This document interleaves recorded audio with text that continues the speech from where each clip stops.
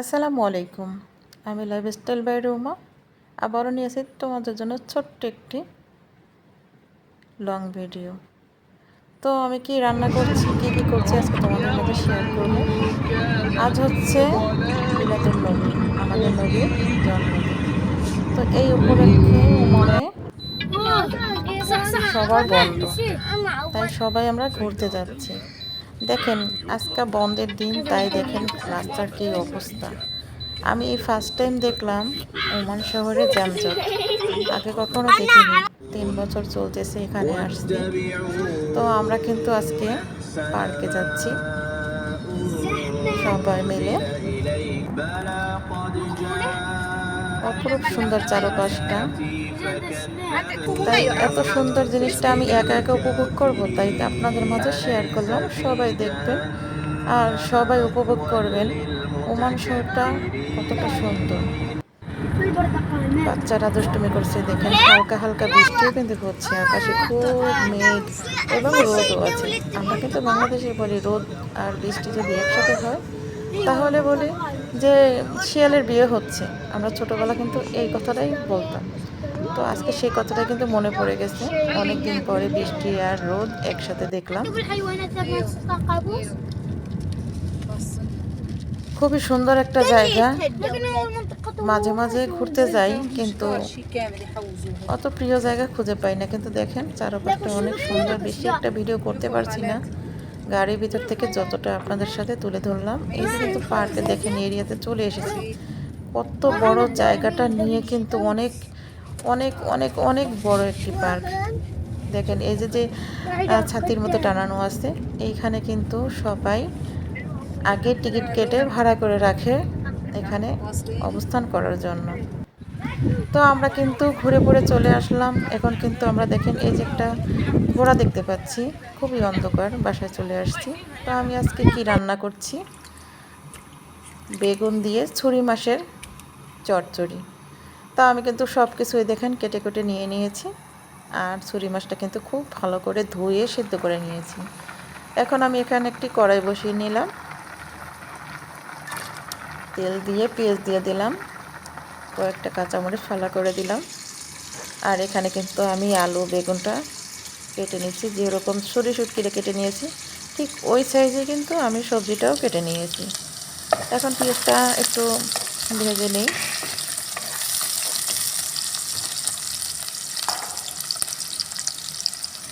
এক জায়গা থেকে ঘুরে এসে ক্লান্ত লাগে, তারপর আর কাজ করতে ইচ্ছা করে না। তারপরে খুব খিদা লাগছিল, তো কী করব, রান্নাটা অবশেষে করে নিলাম। শুটকিটা কতটা সুন্দর দেখতে। আমি একটু ছোট ছোট করে দিচ্ছি। সিদ্ধটা এত ভালো হয়েছে, ইচ্ছা করলে আপনি হাতে ডলেও কিন্তু ভর্তা বানাইতে পারেন শুটকি, অসাধারণ স্বাদ। তো আমার কিন্তু শুটকিটা বরাবরই অনেক পছন্দ, এবং এভাবে যদি নরম যে কোনো সবজি দিয়ে চচ্চড়ি বা আপনারা ভাজিও করেন, খেতে কিন্তু খুবই দারুণ।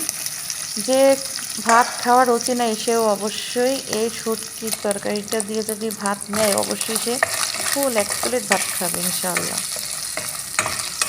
তো আমি কিন্তু মাছটাও এখানে দিয়ে দিয়েছি, শুটকি মাছটাও একটু ভেজে নিলাম তেলের সাথে, যাতে একটু সিদ্ধ করেছি। তো এখন কিন্তু আমি এখানে সব রকমের গুঁড়ো মশলা নিয়েছি, কারণ আমার এখানে গুঁড়ো মশলা সব ধরনের আছে, তাই আমার বাটাবাটির ঝামেলা নেই।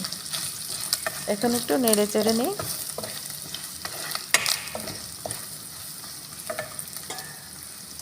এখন হালকা একটু পানি দিয়ে দিলাম, যাতে মশলাটা পুড়ে না যায়।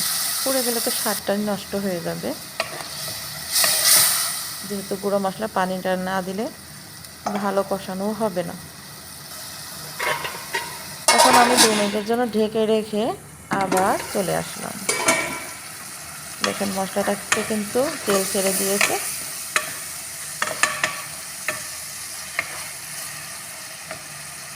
আমার যে জিনিসটা পছন্দ সেটাই কিন্তু আপনাদের মাঝে শেয়ার করি। এখন কিন্তু আমি এখানে বেগুন আর আলুগুলো যে কেটে নিয়ে ভালো করে ধুয়ে নিয়েছিলাম, সেটা কিন্তু দিয়ে ভালো করে একটু কষিয়ে নিচ্ছি।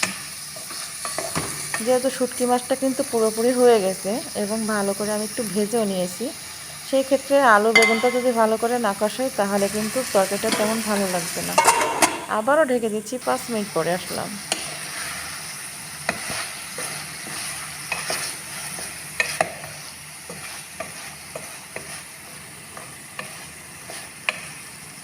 অনেক সুন্দর একটা ভিডিও আপনাদের মাঝে শেয়ার করলাম।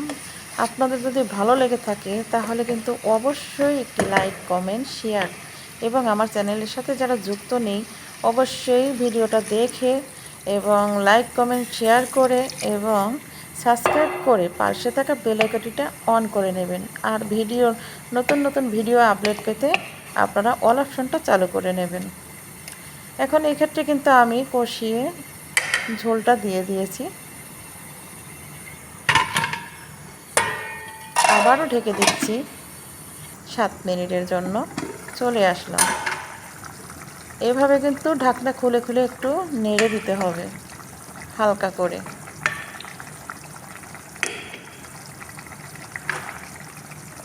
আবারও ঢেকে দিচ্ছি 2 মিনিটের জন্য। চলে আসলাম। দেখুন অবশেষে কিন্তু আমার তরকারিটা কিন্তু হয়ে গিয়েছে। এতটাই লোভনীয়, এতটা সুস্বাদু, না খেলে মিস করবেন। ঠিক এভাবেই আপনারা রান্না করবেন, অবশ্যই অবশ্যই কিন্তু খুবই ভালো লাগবে। যদি টিপসটা আপনি ভালোভাবে ক্লিয়ারভাবে দেখেন অবশ্যই ভালো লাগবে। আরেকটি কথা, কেউ আমার ভিডিওটা স্কিপ করে দেখবেন না, অনুরোধ। অনেক কষ্ট করে আপনাদের জন্য নিত্য নতুন ভিডিও বানাই আমি। আর আপনারা যদি স্কিপ করে দেখেন, একটি লাইক, কমেন্ট না করেন তাহলে আমি কাজ করতে উৎসাহই পাবো না। আপনারা যদি সুন্দর সুন্দর কমেন্ট করেন, ওই কমেন্ট দেখে কিন্তু আমি নতুন ভিডিওর উৎসাহ জাগে এবং নতুন নতুন আপডেট আপনাদের মাঝে তুলে ধরি। আমার তরকারিটা কিন্তু দেখেন হয়ে গিয়েছে শুটকি মাছে। এখন ওপর দিয়ে কিন্তু একটু ধনেপাতা ছড়িয়ে দিলাম। ধনেপাতাটা দিলে কিন্তু তরকারির স্বাদটা দ্বিগুণ বেড়ে যায়। আমার দেখেই মনে হচ্ছে যে অনেক লোভনীয়, অনেক সুস্বাদু হয়েছে।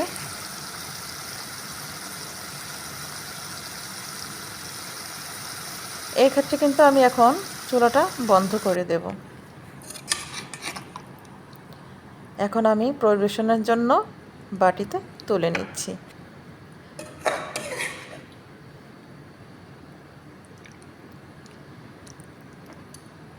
কেমন হয়েছে অবশ্যই অবশ্যই কিন্তু কমেন্ট করবেন। কমেন্ট করতে ভুলবেন না যেন।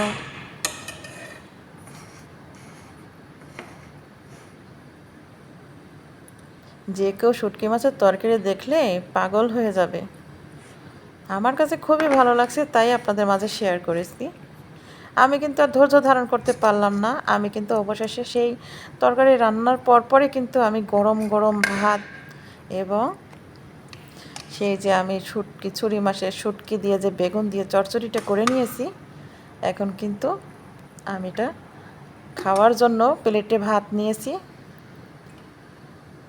এখানে আমি কিন্তু সেই শুটকির বেগুনের চচ্চড়িটা কিন্তু প্লেটে নিয়ে নিয়েছি।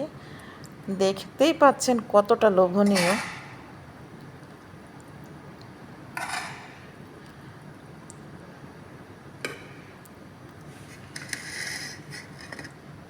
বিসমিল্লাহ বলে কিন্তু আমি শুরু করে দিলাম। দেখি কি করা যায়।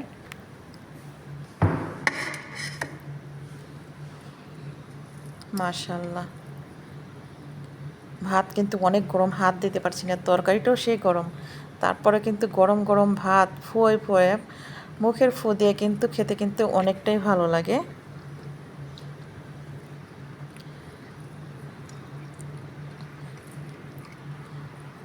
ভিডিওটা আর বেশি বড় করলাম না, এটা দেখতেই আপনাদের হয়তো কষ্ট হয়ে যাবে।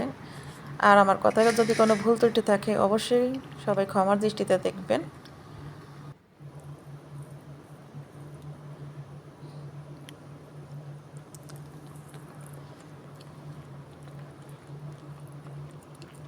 কেউ কিন্তু লোভ দেবেন না, তাহলে কিন্তু আমার পেট ব্যথা করবে।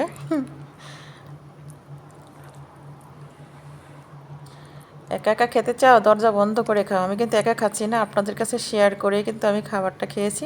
ভালো লাগলে লাইক, কমেন্ট করবেন। আসসালামু আলাইকুম।